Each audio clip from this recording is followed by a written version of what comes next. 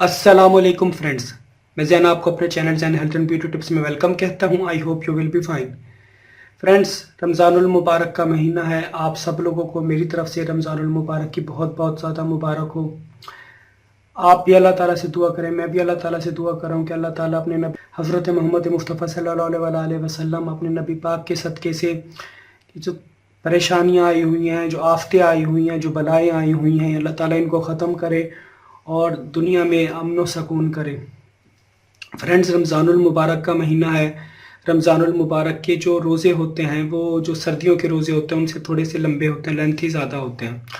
कम से कम भी 15-16 घंटे का रोज़ा होता है। तो फ्रेंड्स, गर्मी के रोज़े में ये होता है कि सबसे भूख तो फिर भी बंदा बर्दाश्त कर लेता है, लेकिन जो प्यास होती है वो बर्दाश्त करना थोड़ा सा मुश्किल हो जाता है। तो फ्रेंड्स, आज मैं आपको बताऊंगा कि रोज़े में दिन भर आप किस तरह फ्रेश, तरोताज़ा और एक्टिव रह सकते हैं। मतलब आपको प्यास नहीं लगेगी, आपका गला खुश्क नहीं होगा, आपका एनर्जी लेवल लो नहीं होगा। तो फ्रेंड्स, इससे पहले कि मैं आपको रोज़े की हालत में प्यास से महफूज रखने के इस तरीके के बारे में बताऊं, उसके नाम के बारे में बताऊं, उस चीज़ के बारे में बताऊं, उससे पहले मेरी आपसे रिक्वेस्ट है कि आप मेरे channel Jain health and beauty tips को सब्सक्राइब कीजिए और सब्सक्राइब बटन के साथ बेल आइकॉन का बटन होगा उसे ज़रूर प्रेस कीजिएगा ताकि मेरी डेली लेटेस्ट वीडियोस की नोटिफिकेशन आपको सबसे पहले मिल सके। और फ्रेंड्स, जब आप लोग सब्सक्राइब बटन को प्रेस किया करें तो साथ में जो घंटी का बटन होता है उसे लाजमी प्रेस किया कीजिए, क्योंकि जब आप घंटी के बटन को प्रेस करेंगे तभी आपको नोटिफिकेशन पर वक्त मिला करेंगे जिस वक्त भी मैं वीडियो अपलोड करूंगा। अदरवाइज आप वीडियो मिस कर दिया करेंगे। और फ्रेंड्स, अगर आप लोगों को वीडियो पसंद आया करें तो इसे अपने फ्रेंड्स के साथ, फैमिली फ्रेंड्स के साथ, रिलेटिव्स के साथ इसे लाजमी शेयर किया कीजिए, क्योंकि मे भी हो सकता है जिस वीडियो के जरिए आपको कोई बेनिफिट हो, आपको कोई फ़ायदा हो, आपको कोई प्रॉब्लम सॉल्व हुई हो, तो उसी वीडियो के जरिए आपके किसी नेक्स्ट रिलेटेड पर्सन की भी प्रॉब्लम सॉल्व हो जाए और वो बंदा आगे से आपको दुआएं दे। फ्रेंड्स, आपने करना ये है कि जब आपने जो आपकी सहरी है वो कंप्लीट कर लें, सहरी खा पी लें, तो उसके बाद आपने 3 खजूरें लेनी है। 3 खजूरें के खाने का तरीका मैं आपको बताता हूँ। वो आपने खाने किस तरह है। आपने खानी इस तरह होगी, आपने एक बार दरूद शरीफ पढ़नी है, उसके बाद फिर आपने बिस्मिल्लाह रहमान रहीम पढ़नी है और उसके बाद एक खजूर मुंह में रखनी है और उसे लाइटली लाइटली आपने इसे चबाना है और साथ में आपने पानी का घूंट भी अपने मुंह में भर लेना है, पानी के घूंट को।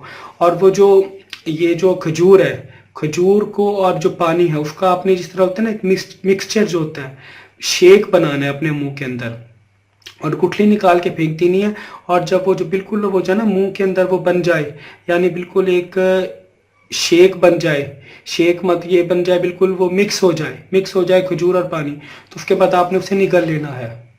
तो फ्रेंड्स, इस तरह आपने 3 खजूरें खानी है। इस तरह खजूर है, खजूर लिया आपने, बिस्मिल्लाह रहमान रहीम पढ़ी, उसके बाद आपने एक बार दरूद शरीफ पढ़ी, अल्लाहुम्मा सल्ली अला मुहम्मदिन व अला आलि मुहम्मदिन कमा सल्लैता अला इब्राहीम व अला आलि इब्राहीम इन्नका हमीदुम मजीद, अल्लाहुम्मा बारिक अला मुहम्मदिन व अला आलि मुहम्मदिन कमा बारकता अला इब्राहीम व अला आलि इब्राहीम इन्नका हमीदुम मजीद।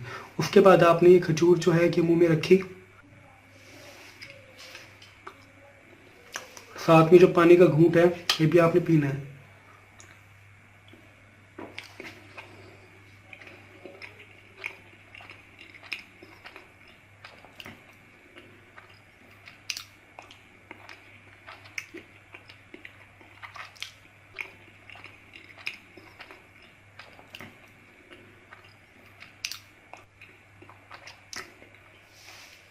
अच्छी तरह आपने खुद जो खजूर है वो चबा के पानी के साथ निकल ली है।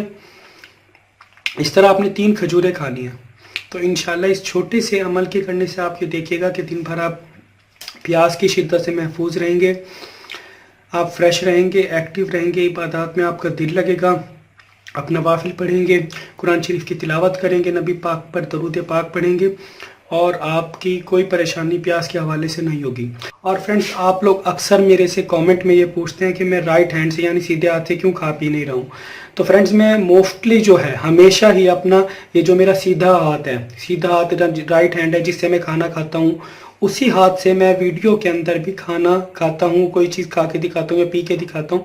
तो सम टाइम ऐसा ये होता है कि कैमरे का जो एंगल है, कैमरे के एंगल की वजह से थोड़ी सी साइड चेंज हो जाती है, वरना मोस्टली हमेशा मैं अपने राइट हैंड से ही खाता या पीता हूँ। तो फ्रेंड्स, अगर आपको मेरी आज की वीडियो पसंद आई हो तो वीडियो को लाइक कीजिए, अपने फ्रेंड्स के साथ इसे शेयर कीजिए, कमेंट बॉक्स में लिख के बताइए कि आपको मेरी वीडियो कैसी लगी है और नेक्स्ट वीडियो आप हेल्थ एंड ब्यूटी के किस सब्जेक्ट पे देखना चाहते हैं। तब तक के लिए अल्लाह हाफिज़।